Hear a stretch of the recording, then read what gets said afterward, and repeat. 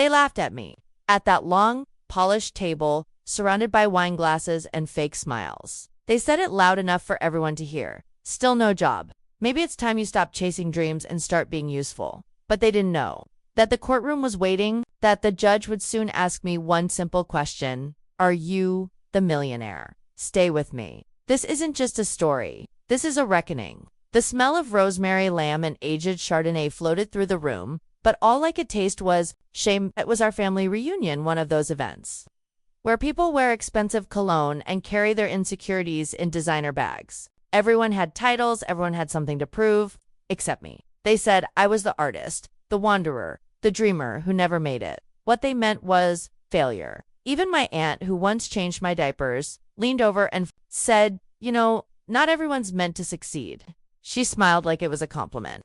I smiled back like I wasn't dying inside. Let me rewind. I grew up in a house where success was currency and love was conditional. If you brought home a trophy, you got hugged. If you brought home a B+, you got silence. My cousin Mark became a lawyer by 24. My sister Vanessa married a surgeon and posted her honeymoon in the Maldives for weeks. And me. I dropped out of business school in my final year to build a software tool that no one understood. Even I wasn't sure it would work. At every family event, I was the punchline. Still coding in your basement. Let me know when you get your big break so I can invest in pity stocks. I smiled through all of it, but deep down, I was bleeding. Not because I needed their validation, but because they were supposed to be my people. You know what hurts the most? Not being forgotten. Being remembered only as a disappointment.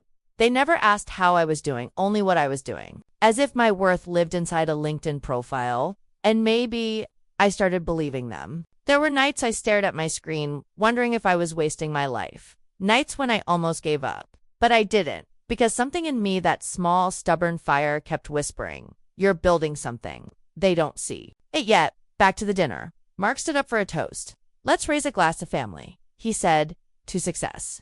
And to some of us, finding a purpose soon. He looked right at me. People laughed. Even my mother chuckled. And that broke me a little. I excused myself, walked into the restroom, locked the door, and looked at myself in the mirror. My tie was cheap. My shoes were scuffed. I looked like a boy pretending to be a man. I whispered to the reflection, hold on, just hold on. Because what they didn't know was that 6 months earlier, the software they mocked had been acquired in a quiet, confidential deal. The kind with 7 zeros. I had signed the final paperwork the week before. I was a millionaire, and not just barely multi-millionaire. But I hadn't told anyone. Not yet. Because money wasn't the point. Respect was. If you've ever been underestimated, ... If you've ever been told you'd never make it, hit that subscribe button. You're not alone. And this story is for all of us who were counted out too soon. 3 weeks after that dinner, I got a call. It was about our late grandfather's estate. A complicated case involving land rights, business shares, and a dispute over who truly owned what. Apparently, the will was contested. There would be a hearing. All heirs were required to appear in court. I wasn't just invited. I was listed as a primary stakeholder. They didn't know why, but I did. Grandpa had believed in me. Before he died, he told me, they only see the present version of you, but I see who you're becoming. And I want you to have a seat at the table, the real one. He had signed over his shares to me in secret, and now that table was mine. So I flew in quietly, didn't tell a soul. Showed up at court in a black suit, nothing flashy, just enough to blend in. They were all there. Mark, Vanessa, my mother. They whispered when I entered, probably wondering why the failure even bothered showing up. The judge entered. We stood. The courtroom settled, and then the judge looked down at the file, cleared her throat, and said, Mr. Walker, you're listed here as the majority shareholder. Is that correct? The room froze, and I didn't smile. I didn't gloat. I simply said, yes, Your Honor, that's correct. The room went completely silent. The kind of silence that doesn't just fall ... it crashes. Mark leaned forward, confused. Vanessa blinked, then whispered something to her husband. Even my mother's expression broke. Her brows furrowed just slightly, like the foundations of her world had tilted an inch. The judge adjusted her glasses. Mr. Walker, she repeated, are you prepared to execute control over your portion of the estate? It appears you're now the largest shareholder across all family holdings. I nodded calmly. I am. And that was it. With one simple answer. Everything changed. In that moment, I watched a lifetime of judgment collapse under the weight of one truth. They didn't know how. They didn't understand when. But suddenly, the failure had become the person they had to answer to. The lawyers began shifting their arguments. Now they wanted to hear my input. They started using words like collaboration, reconciliation, family unity. All I heard was, "We need you now." Funny how quickly people change when they think you have something they want. But I didn't want revenge. Not yet. Not in that room. Because this wasn't the end. This was the beginning of the reckoning. I need to tell you about my grandfather. He was the only one who ever looked at me and didn't see failure. When I was 12, I broke a laptop trying to code a game from scratch. Everyone laughed, but Grandpa. He came into my room that night, placed a new one on my desk, and said, "Break this one too. Just promise me you'll keep building." He didn't say it because he believed in the game. He believed in me. That kind of belief, it sticks with you. It follows you through storms, through heartbreaks, through every empty bank account and night of doubt. When he died, I wept. But I also made a promise I'd build something that would make him proud, even if the world called me crazy, ... Even if my own family never saw it coming. You want to know how deep the betrayal went? They didn't just call me a failure behind my back. They told teachers I wasn't focused. They told friends, parents I wasn't like the others. They made sure every job interview I had went through someone they knew, someone who already thought I was a joke. My sister once told her fiancé I was too unstable to be trusted with babysitting. My cousin left me off the invite list for his wedding, and when I showed up as someone's +1, he asked the security to remove me. I didn't even fight it. I left quietly. Because at the time, I still thought maybe I was the problem. But I wasn't. They were scared. Scared of what they couldn't understand. Scared of someone who refused to play by their rules. After the courtroom session ended, I walked outside alone. No one followed me. Not yet. They were too busy trying to absorb what had just happened.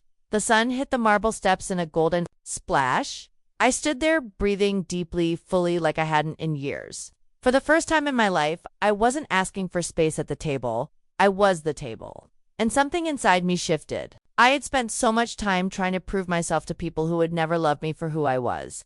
So much time begging for scraps of validation. But now, now I saw them clearly. They didn't want me to succeed. They wanted me to need them. And I never would again. Later that evening, I got a message from my mother. "Can we talk?" I didn't respond at first. But something told me I needed to face her. We met at a quiet cafe. She ordered tea. I didn't order anything. She looked nervous. It was strange seeing her like that. She had always been composed, controlled, superior. But now, she fidgeted with her spoon like a child caught lying. She finally said it. "Why didn't you tell us?" I looked her straight in the eye. "Would you have listened?" She flinched. "Then, we were just worried about you. We thought you were lost." I smiled, cold, but not cruel. "I was never lost. You just weren't willing to follow where I was going." She teared up, tried to reach across the table. "Maybe we made mistakes." I pulled back. "Mistakes," I said softly. "You built an entire identity around my failure. And now you want forgiveness because the narrative changed." She didn't answer because she knew I was right. Guilt is a quiet thing. It doesn't scream. It just sits there in the corner of your throat, waiting to choke you when no one's looking. I saw it in her eyes. For once, she didn't have anything to say because the truth was louder than her pride. If this story resonates with you, if you've ever been the underdog, the black sheep, the one left behind, comment below. They didn't see me coming. Let's remind the world that we're not done yet. The estate wasn't just a title on paper. It came with controlling interest in our family business, a company I had been locked out of for years. They always said it was too complex for me to understand, that I was too emotional to lead. Now, I was in charge. And I had plans. Not out of pettiness, but out of principle. Because I was done playing small. Done making myself digestible for people who never learned how. Truth. It was time to show them what they built when they tried to break me. I walked into the boardroom like a ghost they hadn't prepared for. The walls were lined with glass and success plaques, framed headlines, models of expansion plans I'd never been invited to join. Mark was already seated at the head of the table. He looked up and saw me.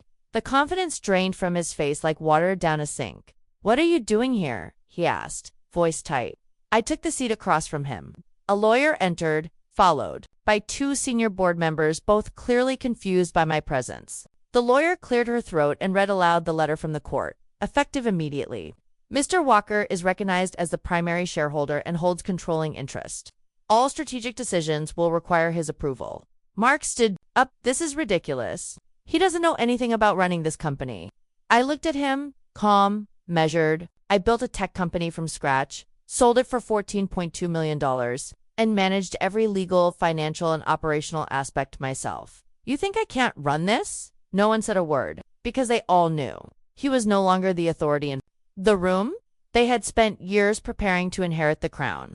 But I had built my own kingdom, and now I had come to take what was mine, not out of spite, but out of justice. Because legacy shouldn't belong to the loudest, it should belong to the ones who survived in silence. There was a night I almost sold it all, burned through most of my savings. Investors pulled out. I was sleeping on a friend's couch. And then I got an email.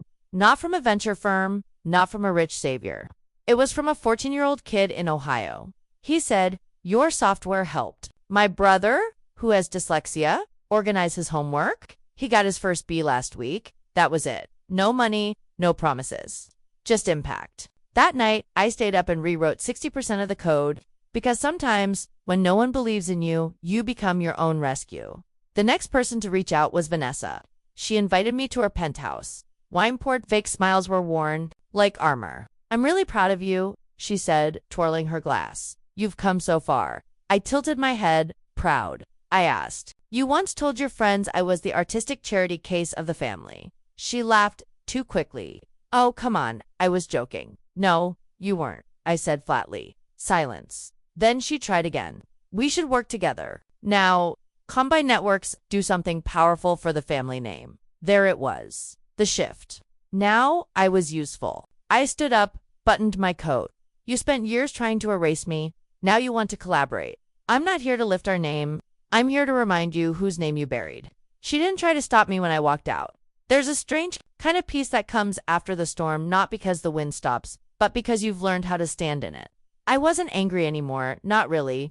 I didn't need revenge in the form of shouting or spectacle. My revenge was existence, flourishing in the exact space they said I didn't belong, becoming everything they said I'd never be, and doing it without their permission. Have you ever been told you'd never amount to anything? Have you ever been laughed out of a room you should have been leading? Drop A in the comments if you're building something in silence right now. Let's rise together for every failure who's really just waiting to be seen. And if you haven't yet, subscribe. There's more coming. A month after I took control, I got a package, no return address. Just my name and handwriting I recognized instantly. Inside was a letter. My grandfather's. He must have written it before he passed. I unfolded the page, and this is what it said. "If you're reading this, then you finally saw who you really are. I knew it would take pain. I wish it didn't have to. But you've always had a fire they didn't understand. Don't dim it for their comfort. Lead not to prove them wrong, but to prove to yourself that you were always right." Grandpa, I cried for everything. The years I wasted begging. The parts of me I tried to kill to be accepted. The boy who once thought worth had to be earned from people who never knew how to love him. But mostly, I cried because ... I had finally come home to myself. The business flourished under my leadership. I brought in consultants they never would have considered, rebuilt infrastructure with automation and ethical practices, launched a scholarship fund in Grandpa's name for kids like me, silent builders, unseen warriors. And one by one, the family stopped calling me a failure. Now, they call me sir, but the title doesn't matter. What matters is, I didn't become them. I became me. Months passed. The business thrived. The whispers stopped. But one final chapter needed to be written. Not for revenge. For closure. Mark reached out again. This time it wasn't about shares, or meetings, or influence. It was an invitation. A dinner. "Just family," he said. "Same table. Same house." The place where they once called me a failure with champagne in their hands. At first I wanted to ignore it. What was the point? I'd won. But something in me, not anger, not pride, something older, needed to go. Not to prove anything, to finish something. So I said yes. I arrived in silence. Same driveway, same fountain, same air of forced perfection. Inside, the house hadn't changed. But I had. They greeted me with tight smiles. Mark shook my hand like a man swallowing. Glass Vanessa offered a compliment to sweet, like syrup covering mold. I didn't respond. Dinner was served. The table was full of noise. Forks clinking, wine pouring, laughter too loud to be real. Until someone said it, I don't remember who. It's just incredible what you've become, really. I put down my fork. What I've become, I said, looking around. I've always been this, you just didn't have the eyes to see it. There was silence. Not the awkward kind, the exposed kind. So I stood up, raised my glass. You all called me a failure. Not once, not twice. Over and over, you made sure I felt like the empty seat at this table. You mocked what you couldn't measure. You shamed what you didn't understand. And now, because the world changed its opinion, suddenly I'm worthy. I looked each of them in the eyes. You don't get to rewrite history just because I survived it. Mark opened his mouth. I stopped him with a raised hand. I'm not angry. I'm not here to gloat. I just want you to know I remember all of it. Every joke, every dismissal, every door you slammed in my face. Deep breath, and despite it all, I still built something beautiful. But I didn't build it because of your love. I built it in spite of your absence. I put the glass down. Didn't drink. Didn't need to. Then, calmly, I pulled out a folder, placed it on the table. Inside, legal documents. I've decided to step away from the company, I said, but not before securing its future without you. Mark's jaw tensed. What are you talking about? I smiled. I've transferred majority control to a trust in Grandpa's name, its board, composed of young entrepreneurs from underprivileged communities. The scholarship fund will expand. The company will mentor and train the kinds of minds you would have thrown away, like you did with me. Vanessa whispered, you're dismantling the family legacy. No, I said. I'm saving it from becoming just another monument to inherited arrogance. They sat in stunned silence. No one cheered, but no one interrupted either. Because deep down, they knew. This was the real legacy Grandpa wanted. The last time I saw Grandpa alive, he said something I only now understand. Don't fight to join the castle, build the bridge. Then set it on fire behind you. I thought it was bitterness. It was wisdom. You don't fix a broken house by repainting the walls. Sometimes, you burn it down and plant something better in the ashes. If this story lit something inside you, if you've been quietly building while others called you nothing, share this video. Someone needs it. And if you're still in the middle of your journey, subscribe. Stay with us, because your moment is coming. And when it does, remember who you are. As I left the house that night, no one followed me. The air was cold. The stars, silent. I got in my car and drove off without music. No need for noise. The silence was finally mine. I didn't win a war. I didn't defeat them. I outlived their doubt, and that is enough. 1 year later, I stood in a packed auditorium, 300 students, all from communities just like mine. I watched their eyes light up as we announced full funding, mentorship, and internships at the company I once begged to be part of. Mark wasn't in the room. Vanessa wasn't either, but my grandfather's photo was on the screen behind me, smiling. I ended my speech with this. Your past is not your prison. It's your proof. The proof that you kept going. And sometimes, the most powerful thing you can say is, they were wrong about me. You'd think that after all that, I'd feel triumphant, victorious, powerful. But the truth, I just felt free. Free from the weight of trying to be enough. Free from the constant pull of needing to prove something to people who never looked past my mistakes. I wasn't angry anymore, because anger still connects you to them. And I had finally disconnected. There's something quietly powerful about knowing you don't need the apology anymore. That their guilt isn't your closure. That your healing didn't wait for their permission. I started walking differently. Not faster, not louder, just grounded. Whole. It's strange how success doesn't always look like you imagined. It doesn't come with fireworks or confetti. Sometimes it comes in the form of peace. A quiet morning coffee, a project you're proud of, the sound of no one questioning your worth. One day, while sorting through old things, I found a voicemail I'd never heard. It was from Grandpa, dated 3 days before he passed. The recording crackled softly, his voice a little slurred with age, but unmistakably his. Hey kid, just wanted to tell you I saw your update online. I knew you'd pull it off. You don't owe this family a damn thing. You hear me? You owe yourself. Keep going. And when they ask how you did it, just smile. Don't give them an explanation. They wouldn't understand anyway. I love you. Always have. I sat there for a long time, phone in hand, eyes closed. He knew. He always knew. I think about how many people walk around carrying someone else's voice inside their heads. A voice that says, "You're not good enough. You'll never make it. Why are you even trying?" I carried that voice for years. And when I finally silenced it, everything changed. Because the moment you believe in your own story more than they believe in your limits, that's when your life begins.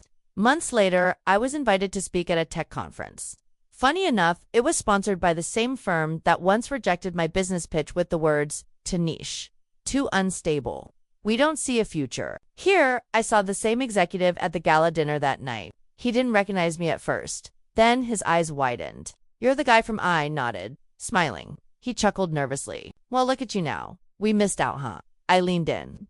"No, you never missed out. You just weren't meant to be part of it." Then I walked away. No malice, just truth. Some doors don't need to be slammed.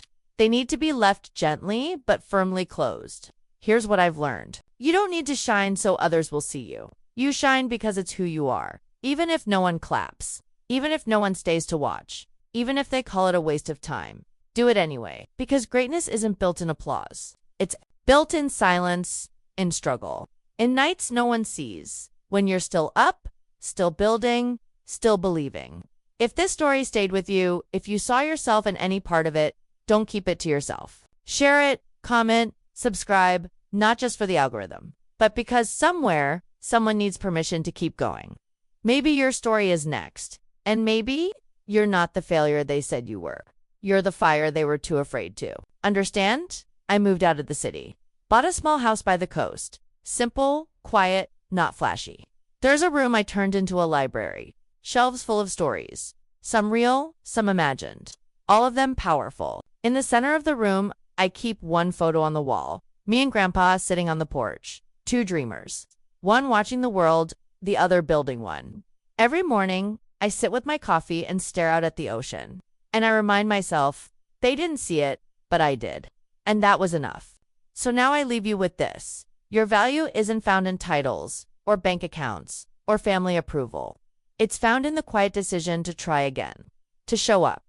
To stand tall even when no one claps. Because one day, they'll ask how you made it. And you'll smile and say, "You never saw me coming." People think the story ends when you win. When you get the title, the money, the revenge.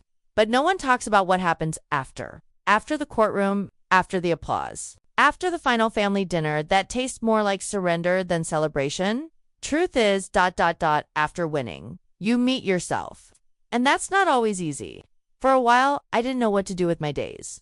There was no battle left to fight. No one left to prove wrong. No shadows hovering over me. I was alone with the very thing I thought I wanted most. Freedom. But freedom without purpose starts to feel like floating. And I had spent so many years climbing, defending, surviving, I forgot how to just live. So I went back to the beginning. Not literally, I didn't return to my childhood home or try to reconnect with the family. I returned to the feeling to that kid in a hoodie, sketching app ideas on the back of math homework. That teenager with notebooks full of systems no one would ever read. That college dropout who sat in cafes with borrowed Wi-Fi, praying the next version wouldn't crash. I asked myself, what was I trying to build before the world told me who I had to be? And slowly, the answer came. I wasn't trying to get rich. I wasn't trying to be famous. I was trying to make something that mattered. So I took the money and the freedom and started again. This time, I built quietly. No press releases, no flashy investors, no validation needed. Just me, a team of 5, and a mission to build tools for people like me overlooked, dismissed, underestimated. Not for profit, for purpose. Around that time, I got a message from someone I hadn't heard from in years. Her name was Alina. We were close in college, the kind of friend who sees your soul before you even believe you have one. She'd always believed in me, even when I didn't. Even after I pushed her away. She sent a simple text. I saw your name on something. Just wanted to say, I'm proud of you, I replied. Coffee? She said yes. We met at the same cafe we used to crash in during finals week. She hadn't changed much. Still wore her thoughts on her sleeve. Still laughed like the world. Hadn't broken her yet. I told her everything. The family. The courtroom. The inheritance. The betrayal. The vengeance. She didn't flinch. Just listened. Like no time had passed. When I was done, she looked at me and said, I'm glad you Got justice, but I hope you find joy now.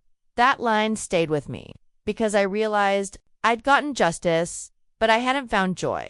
Not yet. You can win every war and still feel like something's missing. Because no success tastes sweet when there's no one to share it with. I had chased victory. Now, I had to learn to chase connection. I started reaching out to people I used to care about. Not the ones who doubted me, but the ones I abandoned in my obsession to prove myself. Old classmates, a professor who once pulled me aside and said, "You see the world differently. Don't let them talk you out of it." Even my childhood neighbor, the one who let me borrow his tools when I was building my first computer, I wrote to each of them, not to brag, to thank them, because sometimes the most powerful kind of healing ... is gratitude. Then came the letter from my mother, not a message. A letter, handwritten, pages. She apologized, not just for the words, but for the years of silence, for raising me to chase success instead of purpose, for loving me conditionally. At the end, she wrote, "I don't expect you to forgive me, but I want you to know I see you now, and I'm sorry I didn't look sooner." I didn't reply, not because I was angry, but because ... I was still healing. Some answers don't come right away. Some stories take longer to rewrite. One afternoon, I drove back to the house I grew up in. It was abandoned, windows broken, paint chipped. Memories, still alive. I didn't go inside, just stood at the gate. I whispered to the walls, "I'm not who you tried to make me. I'm who I chose to become." Then I turned away. If you're still carrying the voice of someone who made you feel small, let this be your moment. Not to fight them, but to outgrow them. Like this video. Leave a comment. I'm building something beautiful. Subscribe if you're on your own quiet journey. This space is for you. Life after the fire is quieter. Not because the world stops, but because you stop needing it to notice you. I stopped checking analytics. Stopped counting calls. Stopped performing my story for applause. Because I wasn't surviving anymore, I was living. And that changes everything. There's something sacred about the mundane once you've lost yourself in noise. I started waking up early, not to grind, but to breathe. Started journaling again, not to process pain, but to preserve peace. Started walking trails with no destination. Some days I'd sit by the water, close my eyes, and feel the wind say, "You're safe now." Alina and I reconnected fully. Not romantically, though there was warmth. It was deeper than that. We started building something together. A mentorship platform, not flashy, not fast, but real. Every week, we'd meet a young adult who reminded me of myself at different stages. One girl cried when I told her she wasn't broken. She was just blooming in hard soil. Another said no one had ever told him his mind was valuable. I saw parts of me in all of them. The doubt, the fire, the hunger for something bigger than escape. And for once, I didn't feel alone in that. One night, I received a legal document. It was about the family business, which, even under the trust, still carried the family name. I stared at it. It was just a name, but names carry ghosts. So I filed for a change. The new name, Walker and Beyond. Not just a rebrand, a release. Because we're not defined by the people who failed to see us. We're defined by what we build beyond them.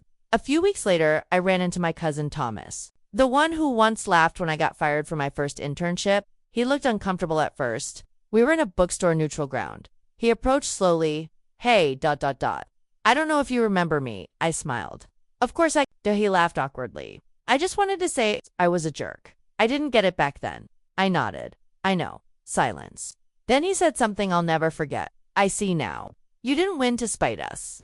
You won in spite of us." I didn't reply. I didn't need to, because he was right. I was 9. I'd broken a cabinet trying to build a makeshift recording studio from scrap parts. My father walked in, didn't ask what I was doing, didn't see the wires, didn't notice the notes, the effort, the dream. He looked at the mess and said, "You ruin everything you touch." That sentence lived in me for over 20 years. But standing in that bookstore ... I realized I no longer believed it. Because now, I build things that hold, that grow, that help, that matter. Healing isn't always loud. Sometimes it's just the absence of the voice that once told you to shrink. Sometimes it's the space inside your chest where shame used to live, now filled with presence, with peace. One morning, while speaking at a conference for young entrepreneurs, I saw a familiar face in the back row. Professor Dumas, the man, who once told me, "Your problem is you care too much. Don't lose that. One day it'll be your greatest strength." After my talk, I walked straight to him. He was older, slower, but the fire in his eyes was still there. I've been following your journey, he said. I always knew. I choked up a little, because sometimes you don't realize how hungry you've been for one voice that believed. I didn't forget what you said, I told him. He patted my shoulder. Good, now pass it forward. A year later, Alina and I helped open our first learning hub, a physical space, not online. A real place for the overlooked, the misunderstood, the underestimated. We named it the Fire Room, because it was built by people who refused to be extinguished. On opening day, kids came with wide eyes. Some silent, some loud. All brilliant. We didn't give them permission to succeed. We just reminded them they never needed permission to begin with. If you're still here listening, watching, maybe it's because you see yourself in this story. Not the courtroom, not the inheritance, but the quiet war, the silent years, the ache of being doubted. So here's your reminder, you are not the failure. You are the forge. Drop A in the comments if you're building something right now. And if this spoke to your soul, subscribe. Not because I need numbers, because you need reminders. There's a notebook I keep now just for wins. Not the big ones, the quiet victories. A message from someone who said thank you. A project that helped one life. A sunrise that didn't hurt to watch. Because sometimes the real success isn't proving them wrong. It's proving yourself right gently, consistently, honestly, and letting that be enough. I once thought revenge would be the final scene. That the best I could hope for was to stand over the ashes of everything that tried to burn me down and smile. But I've learned something much quieter, much deeper. You don't need to destroy what hurt you. You just have to outgrow it. Because when you evolve beyond the need to be seen, understood, or validated, you become untouchable. In my new home, there's a mirror at the end of the hallway. It's simple. No gold trim, no fancy lighting. But sometimes I walk by and stop. I look at the man staring back. He's not flashy, not loud, not particularly important to the world, but to the boy who used to cry on the bathroom floor, to the man who ate alone while his family toasted each other, to the dreamer who once considered giving it all up. He is everything. And sometimes that's the real victory, not the check, not the courtroom win, not even the moment they called you sir, but the moment you finally recognize yourself and say, you didn't give up, I'm proud of you. One night, I wrote a letter. Not to send, just to write. It was addressed to my younger self. I wrote, hey, I know you're tired. I know you don't see how this ends. I know everyone around you makes you feel like a mistake. But keep going. Not for them. Not even for revenge. Keep going because something inside you refuses to settle. Because what they call too much is the very thing that will carry you through. Someday, you'll walk into a room full of people who look up when you speak. And more importantly, you'll sit alone in a quiet room, look in the mirror. And finally, smile. Not because you became what they wanted, but because you became yourself. And that is everything. I folded the letter, placed it in a drawer, didn't need to reread it, just needed to say it. Some nights I still talk to this guy. I don't know if I'm talking to God or the universe or just the wind. But I say thank you, not for the success, not even for the healing, but for the fight. Because without it, I never would have found my fire, or my voice, or my reason. And some nights, I don't say anything. I just sit in the silence that used to scare me. And listen, legacy I've learned is not built in marble or magazine features. It's built in moments no one sees. A kid who holds their head higher because of something you said. A message from someone who says, your story kept me alive. A seed planted in soil you'll never walk on, but that grows just the same. That's the real legacy. And it's quiet, but it lasts. There's a room in the new hub, a meditation space. No tech, no noise. Just a chair, a window, a soft light. I walked in one night and saw someone sitting there. A teenager, maybe, 17. Hoodie up, eyes red. I asked if they were okay. They shrugged. I sat beside them, not to fix, just to be. After a few minutes, they whispered. They said I wouldn't be anything.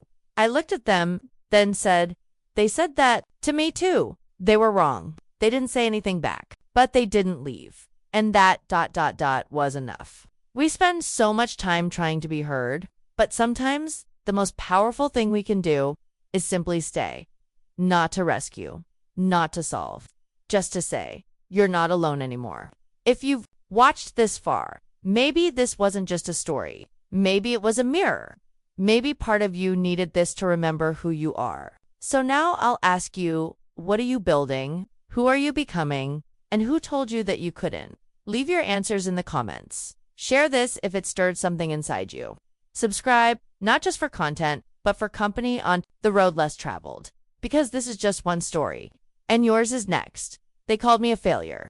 Laughed behind closed doors. Bet against me loudly. But the judge asked, "You're the millionaire." And I said, "No, I'm the man." They tried to erase, and I'm still here.